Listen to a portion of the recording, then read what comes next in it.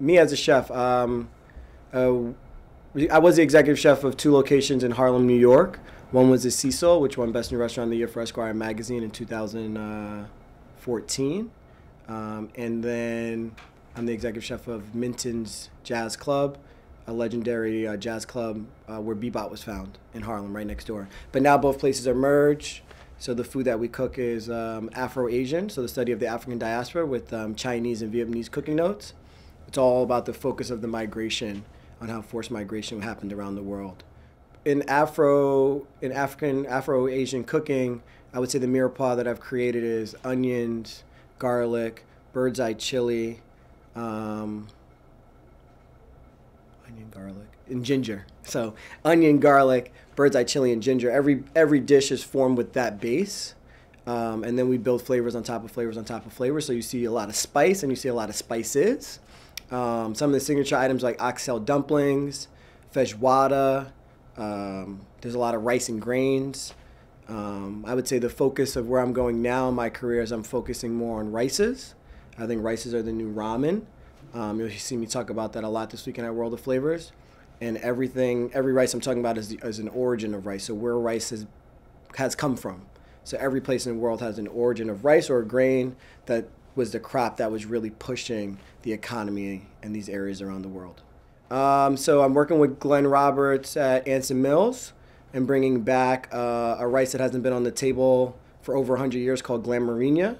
It's a rice that comes from West Africa. It's the mother of all rices. So I'm focused on that rice. I'm focused on authentic basmati. I just came from India and visited rice fields in the Himalayas with Royal Basmati. Focus on Carolina Gold, and then Tribune Black Rice. My Italian's terrible. Neurology from Italy. So all these rices that really have fueled these economies around the world. I mean, casual dining to me is like, when I think of casual, I think of grandmothers.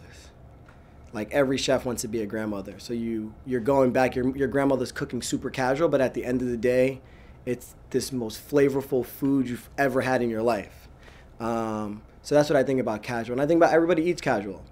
Yeah, we love fine dining, but what we revert to on a day-to-day basis is a casual way of eating. It's getting around the table with our friends or getting around the table with our family and really having great times. CIA really, for me, when I was there, was like preparation is everything. That was like the motto of the school. I don't know why they got rid of it. Because you really prepare in your life to be successful. And I would say over these last 5 years cooking in Harlem, where my career has really rocket shipped, and really putting a flag in the ground, is, you have to have passion, you have to have drive. That really equals success for me. And just what I try to tell young chefs is the food speaks for you. It doesn't matter if you're on TV. It doesn't matter if you write a great blog. Like, if your food isn't good, nobody's coming back, or you're not going to get respect from your fellow peers. So you have to really let the food speak for you, and then everything else will just come. So I think that's really been the success. When we started at Minton's, I didn't really care about anything else. I wanted to make sure everybody was getting this amazing, flavorful meal that they can go home and tell their friends to come back tomorrow and eat, or it was memorable, or brought them back to this like childhood moment in their life. I mean, I think, like I hear like a lot of young kids say, oh, I'm coming out of culinary school, I'm gonna be a chef. Like, it just doesn't work that way. You have to really put your time in. Now, you might come out and be lucky enough to run your own restaurant. It does happen to some young professional culinary students. But I think the success is like, really find the chef you're in love with and then go work for them. That's going to help you navigate where you're going to be, because that's who you're envisioning to be. So if you love Sean Brock, go work for Sean Brock. If you love vegetable cooking, go work for John Fraser or go to California. And I think that will help you navigate your way around what's your next steps. I mean, when I was in culinary school, I thought I wanted to be a personal chef, or I wanted to be a caterer. And I used to go be a personal chef at somebody's house in Rhinebeck. And then I learned, I hate this. This is terrible. And then I worked in restaurants, and I thought I wanted to do like executive corporate dining. And I worked there for a couple of years at Morgan Stanley. And after a while, I missed the sound of the micros machine. So like, I'm a restaurant guy. I love restaurants. That's where I'll be. That's my space. But you're not going to know that until you really trial and error, trial and error, and trial and error. I would, you know, like I've never really, like I never worked for like John George or Danielle or Noma. I would say Alexander Smalls has had the biggest impact on my career. He's the first guy that really believed in me, like gave me a shot to cook. He brought me to Ghana, cooked in Ghana for 2 months, really learned this, you know, Afro-Asian cooking, or the food of the diaspora. And then he gave me a shot. And then I remember I said to him, hey, I know I've only been an executive sous. I appreciate you giving me the shot, but in 90 days, if it doesn't work out, you could just fire me. It's like no hard feelings, like this is just business. And I mean, that really changed my career. Somebody really saying, hey, I believe in you. I know you can cook really well. I know you know how to run a restaurant. Go and do it. Where most people aren't getting those shots and they're running into like brick walls because they might have not worked for the greatest person.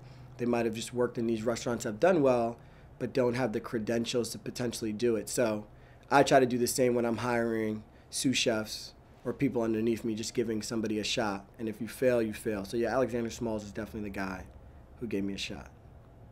I think the biggest thing is like personal balance. Like if you have a good personal life, you're gonna have a pretty good career life. If your personal life is screwed up, you're gonna come to work pissed off. My parents are huge supporters of they're huge supporters in my life. They're there. My fiance is a huge supporter in my life for career-wise. So if you have like good support, it's gonna help you along the way, because you're gonna run into times where you're thinking this is not working for me, or I don't know what to do next, or how do I do it? So family support has been really good. And then also, you know, friend support, personal support. And then my staff at my restaurant really allows me to be where I am and do things outside the restaurant. You know, I have a 90% retention rate. Guys have been with me and girls have been with me from the beginning. And they're the ones that really make me successful. They're the backbone of what I do. They're keeping the restaurant really floating and pushing, and knowing in the back of their mind, like, okay, JJ has my back, so then I have theirs. Or they have my backs, and they know I have theirs. I'm just a hard worker. Like, I'm gonna work hard. I'm gonna keep going. Some people are like, oh, you're super busy, man. It's like, there's just times in your life like you might not get that opportunity again, so you have to figure out how to get that opportunity. Or you want to be in the room, but you don't know how to get to the room, so you have to carve out the space yourself. So, you know, just really pushing and just setting goals and check marks and boxes and saying, hey, I was in culinary school, and I was like, one day I want to be at World of Flavors. You know, and knowing in the back of my mind that I'm going to get to World of Flavors, but how do you get there? So you network, and then you meet somebody who's like, I saw you at World of Flavors last year. How'd you get there? It's like, you want to be at World? I'll call such and such. I'll get you, you know, like. So it's really like networking, making sure your food tastes good, and just kind of just pushing and pushing and pushing. My food philosophy is food that tastes like a grandmother. That's a good one. How can I sum that up for you? I would say food that tastes like a grandmother. Big, bold flavors. One thing I didn't learn in culinary school is like aromatic food that comes to the table, and as it's like walking by you in the restaurant, you're like smelling it and saying, what's that? I want that. And this like aromatic flavor. And I really learned that cooking in Ghana and Accra, that their food would come out and you would smell the pink peppercorns, you would smell the cumin, you would smell all these aromatic flavors within the food. So yeah, aromatic food of a grandmother, and big boldness. I've encountered a lot of the food in Ghana I encountered, but I think it was more or less like a moment of education. Like it was like, hold on, I thought peri-peri sauce came from Portugal. Like I didn't know peri-peri origin is from West Africa. Or I thought gumbo was from Louisiana and South Carolina. I didn't know gumbo origin was from Senegal with dry fish. So there was a lot of those moments of learning different technique and working with different spices and food flavor profiles that really helped me. And also that's when I knew what I was going to cook in my life. Like before, you could be a chef and you go and cook French food and Italian food or food of Basque or ramen noodles or whatever it is, Korean food, Chinese food. But is that really the food of you? Does that really represent who you are? So when I was in Ghana, that was when I had the light bulb moment of like, this is what I'm going to cook. I'm going to cook food of the diaspora and really research of where food of West Africa is around the world and hit those areas and focus on that style of cooking, and then try to educate as many people around me that want to learn about it. So that was big for me, and that's when I really knew what I was going to cook. And I think that's what you're going to start seeing more and more with young chefs, that they're going to go back to their own personal diaspora and say, I'm Korean, but I don't really know Korean food, but I'm going to go to Korea now to learn Korean food. And then you're going to see me with these technique, like I have French technique, but you're going to see this influence of Korea, or you're going to see this influence of Chinese, and you're going to see more young chefs really cooking the food of their own diaspora. I think everybody's like really freaking out about minimum wage. They're like, oh my God, $15, $15, $15, $15. But it's like, okay, make it work. Like everybody's freaking out when they were like, no smoking in restaurants. Like nobody's going to come, nobody's going to come, nobody's going to come. It's like, no, people come more. So I think what's occurring is, what I see is the restaurant industry is not becoming a blue-collar industry anymore. It's like this luxury place. Like it's a real job now. Most people, everybody's worked in a restaurant, right? You worked there as a server or a dishwasher some way, somehow when you were in college or your friend did. But it was just looked at as like this BS, nonsense job. You just serve people, you serve food. Now, I think with so many cooking shows, it is really educating people that are taking food seriously. Like nobody wanted to be a chef. Nobody got excited when they met a chef. Now you say you're a chef, people go crazy. You know, I read an article that Gwyneth Paltrow like is in love with Gordon Ramsay. She thinks he's like the hottest chef around. And it's like, you would never hear like a quote unquote celebrity say the chef is like the thing to do or be. So people are really starting to take it seriously. And that's great that there's now this shift and it's like, hey, you need to pay. People were taking it seriously. Now you need to pay. So I think there'll be a little bit of shell shock with prices going up slightly. But I also think other industries will adjust to help that, right? Farming industries will adjust, manufacturing industries will adjust to help offset these prices so we don't really see it that much. I also see a bigger realm of new food in a space, so food we really never knew about. Like you're seeing more Indian restaurants now. It's not just going to be French, Italian, and food of Spain anymore. You're going to really see, like Israeli cooking is huge, right? And 10 years ago, 20 years ago, people just said Israeli cooking was Mediterranean food, but it is a true melting pot of food. You know, it is Moroccan, it is Armenian, and it definitely shocked me when I cooked in Jerusalem for a little bit. So you're going to start seeing these places around the world really coming into areas that weren't so quote unquote, it was just like a casual place to grab these cultural foods, but now you're really going to see it in a sit-down, elevated movement. I think I see the future of American food like really America. Like I was saying to somebody the other day, it's like, you know, everybody's like freaking out about people coming into the country.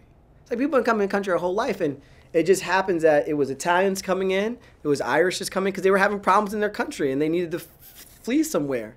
Now it's just other places of the world are starting to come into the country. It's just the cycle of life. It's just what happens here. So I think now you're seeing like elevated Mexican food because Mexicans have been here and now they have a platform and people are really interested in it. Like somebody was telling me they got like dollar tacos at this place behind somewhere and it was like the best tacos they ever had, like around the corner. And I was like, where? Send me. But you're going to see cultures that potentially just were like mom and pop places now having a platform to really cook their food at the high level. I see a lot of new technology coming out. I wish that they would actually teach people to use the technology, right? So like Rationale, right? It's an amazing oven.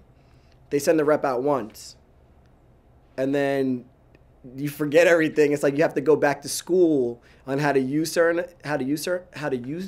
these items.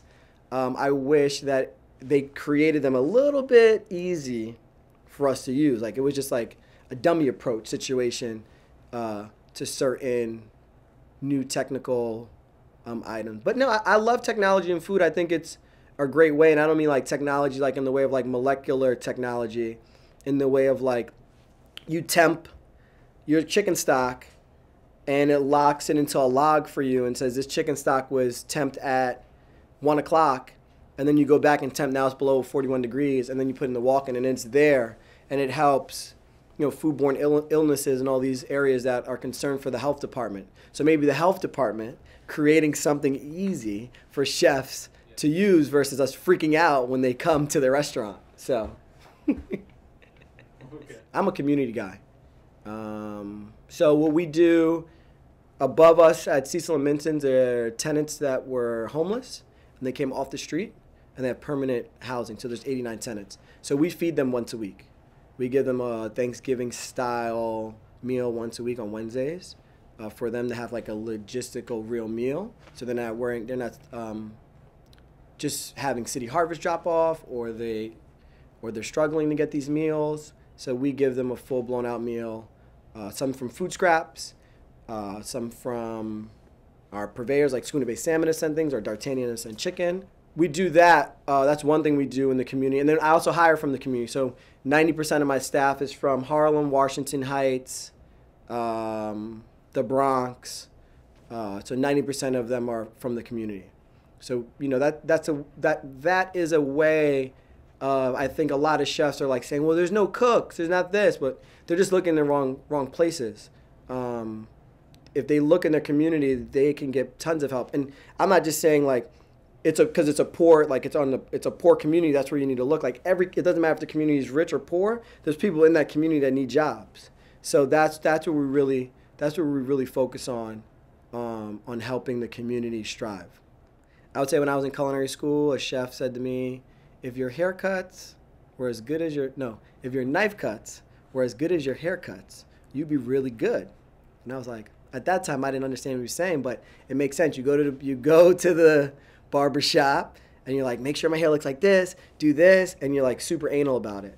So that was like a make or break for me as I was moving through my culinary career.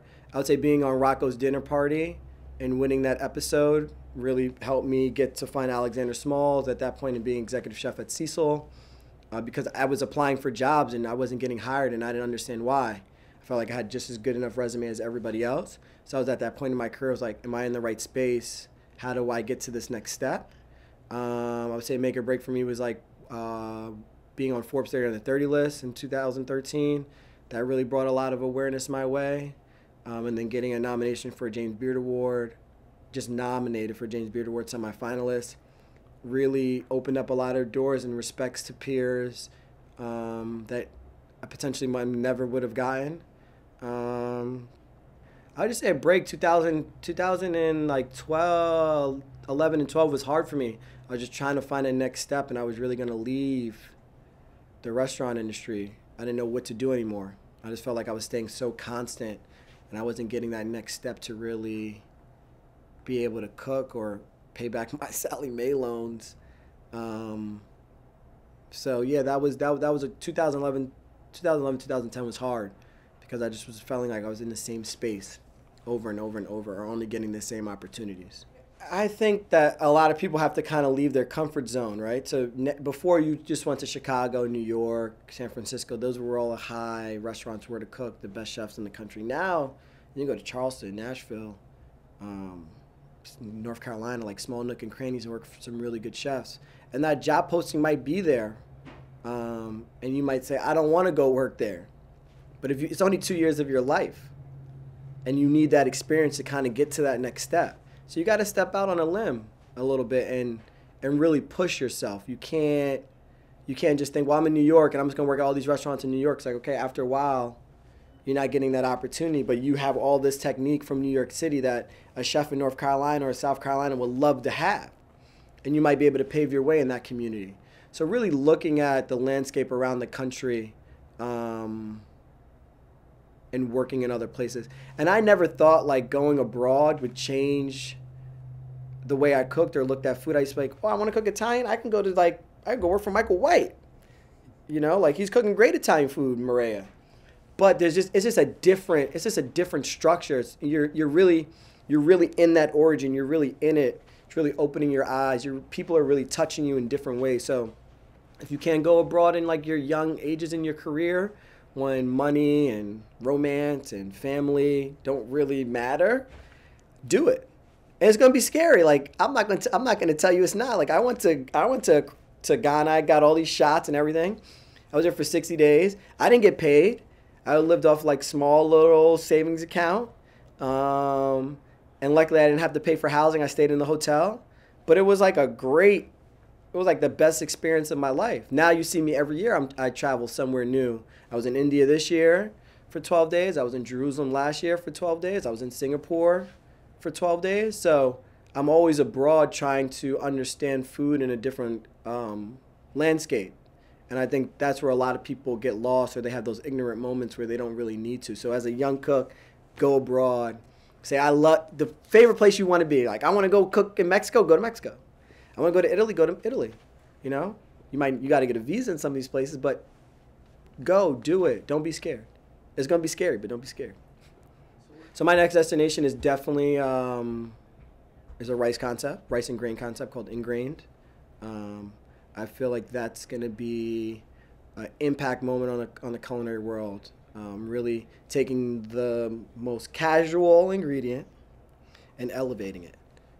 We've all grown up with rice on the table as a center plate of the table, and I'm gonna introduce that to the culinary world at that level, and just go a little bit deeper, and just keep having impact on the industry, having a voice, educating young chefs, and hopefully 10 years from now you can look back and say, oh, I remember JJ, and he really like changed the game the way April Bloomfield changed gastropubs, the way David Chang changed ramen noodle shops. That's the goal.